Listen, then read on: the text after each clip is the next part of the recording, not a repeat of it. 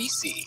The Kenny and JT Show is brought to you by Roosters, Wings, and More. Be fun. Be casual. These guys have a lot to say, and they never stop talking. Well, listen to those two clowns. You are correct, sir. Yeah. This is Pro Football Hall of Famer James Lofton. Kenny and JT Show. Live from News Talk 1480 WHBC. It's a household name. Oh, how fun. Who the hell are you? It's Kenny and JT.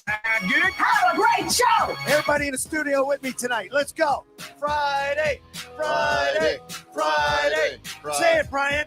Friday, Friday. We're coming to you live in the Gore 6 and Markville downtown, Canton, Ohio, where it's 27 degrees right now in the heart of this Hall of Fame city. A balmy 27 degrees compared to the last couple of days. My goodness. So, yeah, I had the window down today on my drive-in for a little bit. Probably because it smells in your car. You ever wash anything in there? Yes, I always do. I've got those mats that I take out, rinse off, and then put them back in there like those rubber mats. So for the winter, they do what they're supposed to. I would imagine your car smells like wet dog. No. Because Frankie's a big guy, He is, yeah. a lot of hair, wet dog smell. Here's what we do. Every time we take him to get a bath, I put a big beach towel down in the back seat, and then when we get home, take it out, shake it out, wash it, put a dry one in. See, I'm ahead of the game, man. I call it the Hall of Fame city, and today, of course, man, it's Pro Football Hall of Fame residency day, and I couldn't be happier. Look at my hat.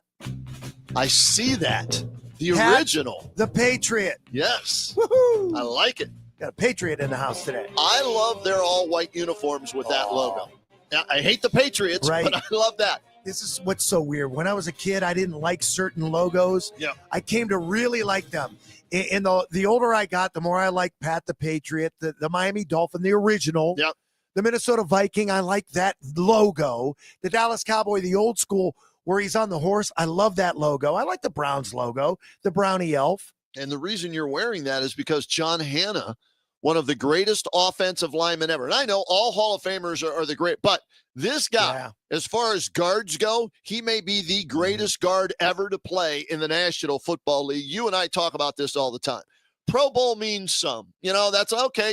You're voted in by the fans. Might be a popularity contest. I always rank all pro above Pro Bowl. Right. And John Hanna, I was looking at his numbers. He played from 73 to 85, John Hanna. Okay.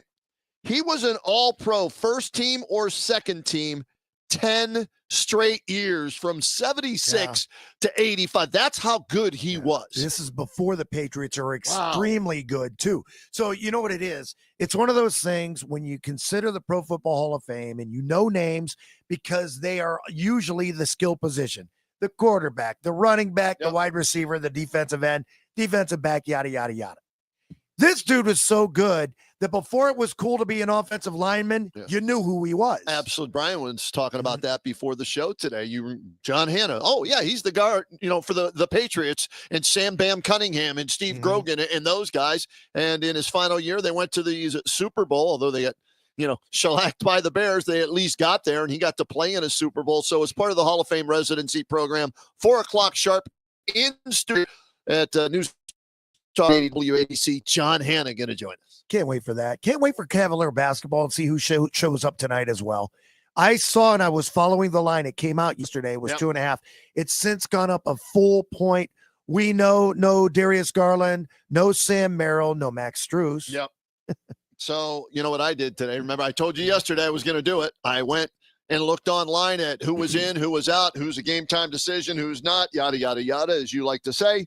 And I went and I placed a wager today. Let's see, pull it up on my phone right now. And I've got the Score Bet app, which used to be ESPN. And my bet tonight is this. I have the Sixers on the money line, Donovan over 25, Tyrese Maxey over 25, and DeAndre Hunter over 10 because he's playing in front of family and friends, right? Yeah. So $5 bet pays me $23.71 potentially.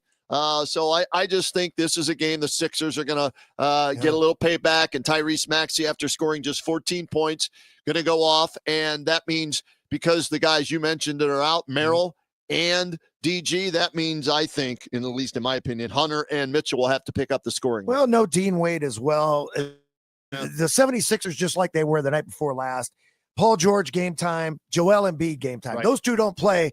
Tyrese Maxey going to have to go off 35 to 40, like you say. Yep. Normally. What's his average? 30.5 points a game. So he should go off tonight again. Yep. But let's see whether or not they can, if Tyson can shut him down again. I don't see any way he doesn't only score 14 like he did night before last, but should be interesting to say the least. I'm really shocked that the line isn't more than 3.5. Yeah, maybe go up closer to game time. We found out that he is playing, if Paul George is playing, right? Because they were game time GTD, game time decision. The thing is, teams, they're pretty much similar. I mean, look at their records are almost identical, but the way the Cavaliers have been playing, we just assume that they're going to play lousy. Yeah. So here's what I'm looking at tonight, right? I wanted them to get a split in these games. To me, this is house money. So let's go out, play. We'll see if they are able to focusness, Jim Thome term, for 4 quarters. They can't just play 1 or 2 quarters. They'll get beat. Give me 3 to 4 quarters tonight, and they'll be in the ball game. If not, if they decide to play 2 quarters, they'll get blown out. If they're in it in the fourth, they could win it. In it to win it. If they're in it by the fourth quarter and they're not coming back from 20, 25 points down, they could win this. They maybe steal another one. Then the throwaway game might be Martin Luther King Day when Oklahoma City comes to town, 2:30 tip. Didn't they split with them last year, Oklahoma City? Yeah. I think they did. Yeah, but they were much better offensively. Yep. Remember, they led in almost every offensive category. They were a much better defensive team last year as well, for whatever reason. I think when the 3-point shot doesn't fall for this team, they just kind of lose it. Yeah, it affects their defense, right? The negative aspect of the offense carries over to the defense, and the lack of aggressiveness, focusedness, grit, determination isn't there. I listened to Donovan Mitchell postgame on the network because it was broadcast on both networks, ours and the national. All right. And whoever was doing the postgame interview on the floor, they kept going back to last year. He goes, this is totally different. He goes, this isn't last year. Right. And he's right, because the team has got such a different attitude. They played differently than last year because I think they all felt that this was the year that Evan Mobley was going to emerge. And it hasn't happened yet. So at times, what you get is isolation ball, and I don't think anybody on that team wants that. No. We call it the stanky leg offense, the dribble, bail out, 9-1-1, shot at the end of the shot clock. And no, you don't want that. Here's the thing with Evan. All right. Now, I think I have a pretty good understanding of the NBA and players, especially if it's the team you follow, right? Evan Mobley, to me, is a player who, while we want him to be the guy, I don't know if he will ever be the guy because of his mental makeup. He's used to just making the right basketball play, kind of like LeBron, and he's not as aggressive as LeBron was, right? And I'm not comparing this. I'm just saying he does make some right basketball plays, and that seems to be more important to him than wanting to shoot 25 times a game. So if the Cavaliers just let Evan Mobley be Evan Mobley, which is 18 to 20 points a night, hopefully 10 to 12 rebounds and 4 block shots, you may have to live with that. How many teams would love to have that on a regular basis and let this be Donovan Mitchell's team? I was guilty of saying, no, it's got to be Evan Mobley's team. Right. Well, guess what? I think I might be wrong. This might have to be Donovan's team, with Evan being the Robin to the Batman of Donovan Mitchell. Kenny, it's simple. He is who he is. Yeah. I mean, how long did it take Giannis to be Giannis? To be the superstar Giannis? I mean, Victor Wembanyama's only been in the league, 2 years? 3 years, 2 years, whatever. This is his third, I believe. Yeah. And he's already emerging as a superstar. Evan Mobley, even though he's Defensive Player of the Year, we want a superstar offensively, because they told us during media day that he had to be the main guy. So we bought in, and I don't think he can be the main guy. And I think maybe one of the reasons they say that is because maybe, just maybe, even though he signed up for another year or so, that they expect Donovan Mitchell at some point in time to leave. Maybe, right? Unless this thing gets to where they get to an Eastern Conference Finals. They get to an NBA Finals, and it shows Donovan that this is going in the right direction. So why would I want to leave? But with Evan Mobley, the pressure maybe was just too much for him. And that scares me a little bit, because in the postseason then, if you can't handle the pressure of trying to be the guy in 82 regular season games, how are you going to handle the pressure of being the guy in the postseason? So maybe you accept him for who he is and hope that he is the best version of himself in that role and move forward. But if Evan Mobley is the superstar, you have to remember, he's 24, Donovan Mitchell's 29. So if he doesn't emerge this year, I don't know how old you can be on an NBA team and be the focus of that team. I mean, he's not LeBron James, Donovan Mitchell. Is he take your pick, Jason Tyson, Tatum? Is he Giannis Antetokounmpo? I don't think so. No, are you because talking of his about Donovan position? or Yes. Evan? Okay, Donovan Mitchell. Because All right. that's why I think in the league, you would rather have whatever position you want to call Evan Mobley. I happen to think he's better off at the 5, but some people want him to be a stretch, whatever, hybrid. Let me go right there then, since Mhm. you brought it up. Him at the 5. Mhm. All right. Was driving in today, was flipping all the different sports channels. You know, I don't have satellite radio, so Right. I'm going 92.3 The Fan, my old station, whatever other out of town sports stations I can pick up. Yep. And I forget which station it was on, but there was a rumbling, and maybe it was from Sam Amico. The Pacers reportedly, allegedly, are interested in Jared Allen if he's available. All right. All right. So you brought up Evan Mobley playing the 5. Well, he's not going to play the 5 on a regular basis as long as Jared Allen's here. Mhm. So let's keep an eye on the Pacers, the Cavaliers, and Jared Allen possibly being available in a trade. I haven't looked at who makes what on the Pacers roster because you have to match up 1-for-1, salary for salary, but it's just, I thought was an interesting perspective. I think they are actually I don't want to say the Cavaliers are picking up the phone, but they're going to listen to people that are calling them. Right. If people want Jared Allen. He's making, I believe, let's say 26, 27, 28 million, 30 million next year, 32 for the following year. Who? Jared Allen. I thought he was only making $20 million the next 2 years. Salary breakdown on AI overview. That's what it just popped up. All right, I'm gonna pull He up signed a Hoops Hype. 3-year, $91 million max deal. That was the extension. Oh, okay. All right. Let's see. I know I'm off mic. It's because I'm looking at my computer. That's all right. Cavaliers. I'm surprised whoever you were listening to was talking Cavalier basketball because it seems as though you and I are the only people that care. All right. So here's where I was right. You were right. This year, he only makes $20 million. So if you're Okay. trading him this year, it's a $20 million trade. So you've got to find somebody that makes $20 million to trade him. So it matches up because they're in the second apron. But then it goes up 28, 30, and 32. So from the Cavaliers standpoint, that might not be a bad deal to get you out of salary cap hell by trading him, right, for somebody who makes $20 million this year, okay? And let's say they don't have a contract for next year, that relieves you of $91 million and gets you out of more than likely that second apron. Now, might you lose some value this year as far as the player on the court? Yes, but you're in this situation where you're handcuffed and you can't do anything. So that's another reason why you maybe look at trades at this point. So you have to look really for a team that's trying to add something at the trade deadline. I don't think a team like the Pacers can be that team because they're banged up and they're not going to be a player at the trade deadline in my mind. Because what are they going to do with Jared Allen moving forward? What about the remainder of the contract? None of it's guaranteed. You only have to worry about this year? Yes, it's this year. You're trading contract for contract, player for player this year. And the only player on the Pacers who is close to his contract is Andrew Nembhard, who makes $18 million this year, $19 next year, $20 in 27-28. Are you a big enough Andrew Nembhard? I like that Neesmith. See what he's making. Neesmith, $11 million. Let's trade Lonzo Ball for him. Well, if they want to do that, if I'm them, I'm not trading. Hey, you can't blame for a guy Lonzo Ball. for wishing. Wishing and hoping and praying. Lonzo Ball's only making 10 though, so I don't think it would work. That's $10 million too much for what he's done.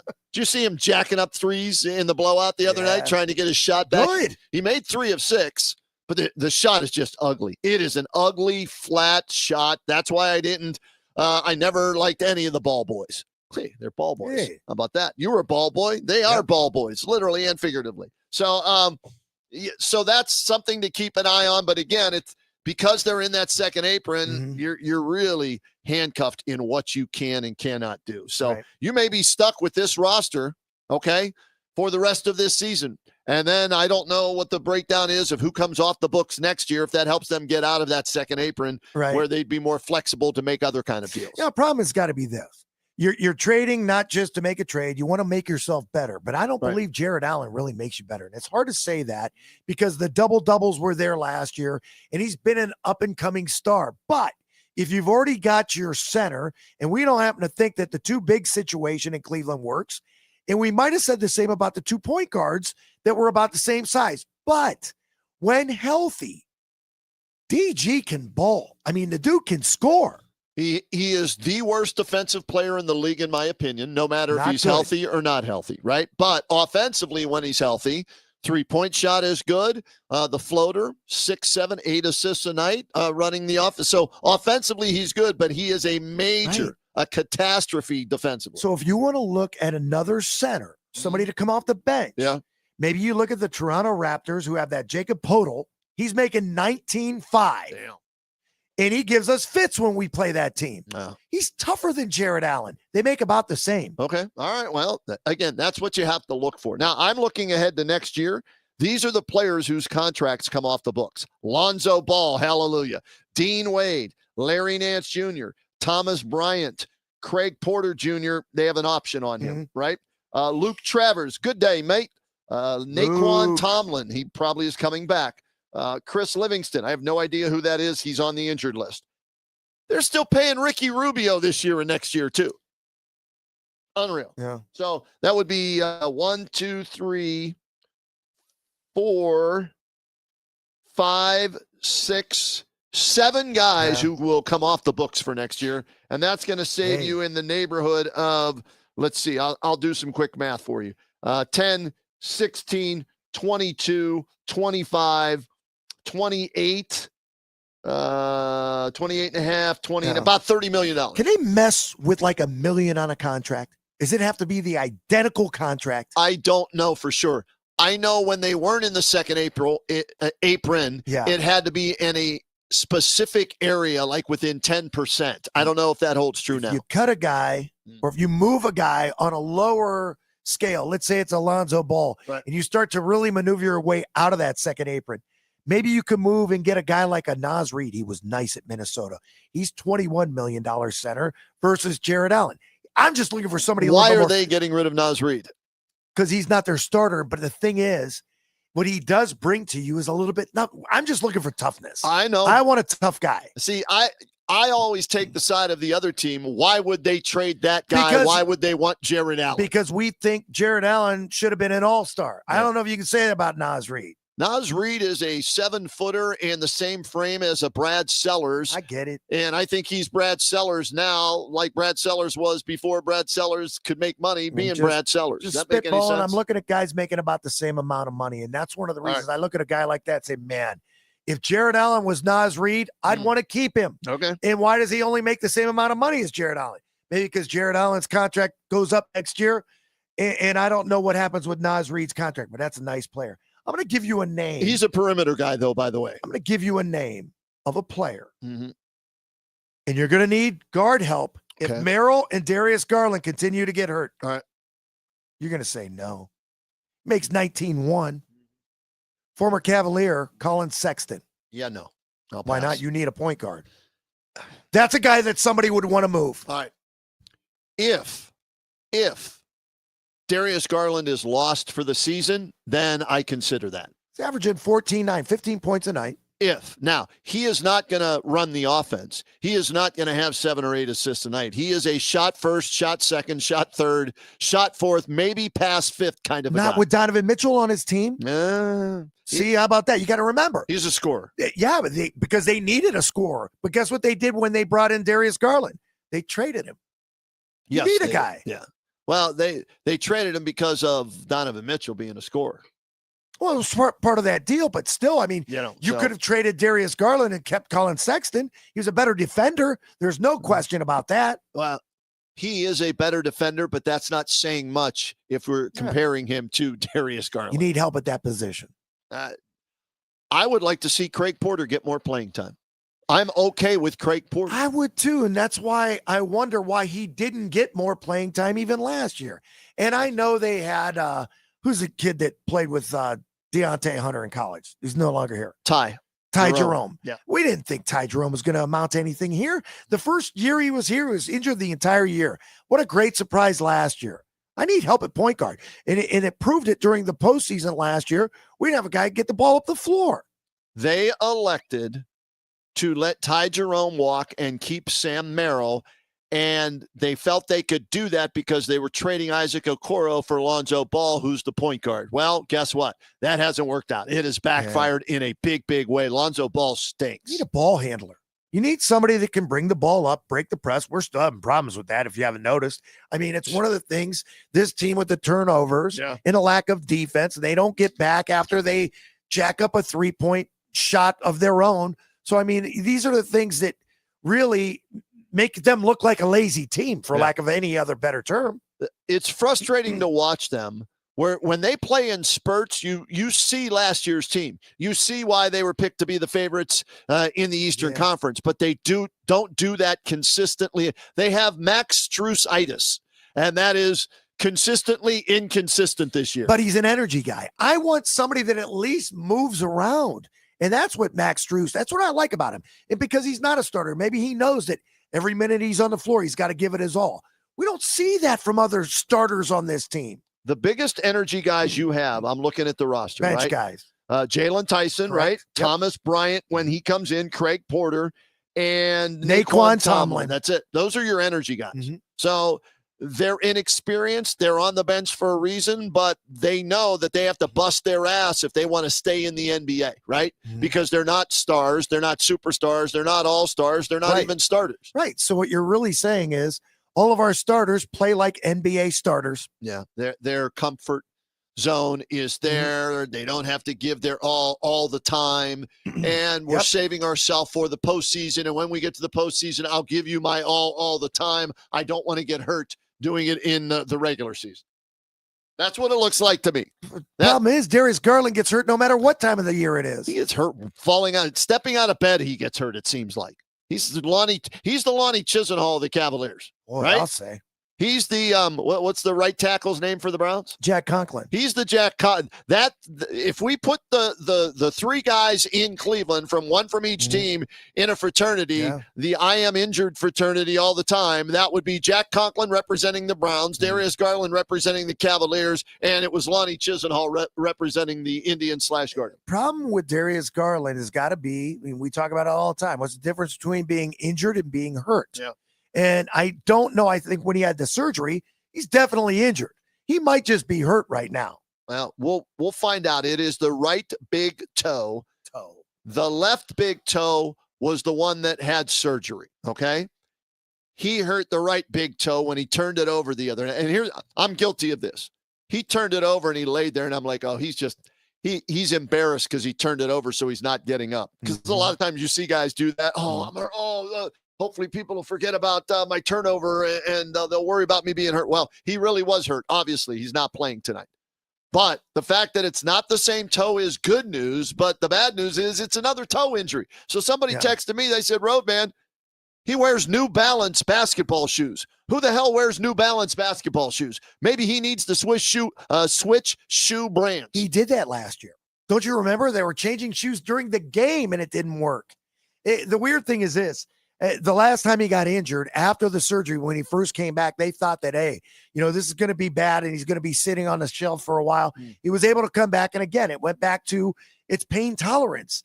Let's hope it's the same thing right now. And you only lose him for tonight and he's able to play again on Monday. Yeah, they're going to err on the side of caution. That's what they do, maybe to a fault, the Cavaliers. So we'll see what happens tonight. Again, we've got tip-off at 7, pregame 6:30 right here on WHBC. We also have high school basketball for everybody tonight, streaming at WHBCSports.com. Tulsa is at Northwest. Dan Belfort, good.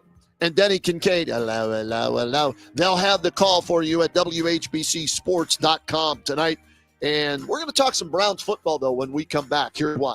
They're looking for a head coach. They held more coaches interviews today. They will tomorrow. And they have announced a couple of guys that are getting second interviews. We'll tell you who all of those coaches are and much more when we talk to Scott Petrak from BrownZone.com next on the Kenny and JT Show on News Talk 1480 WHBC. It's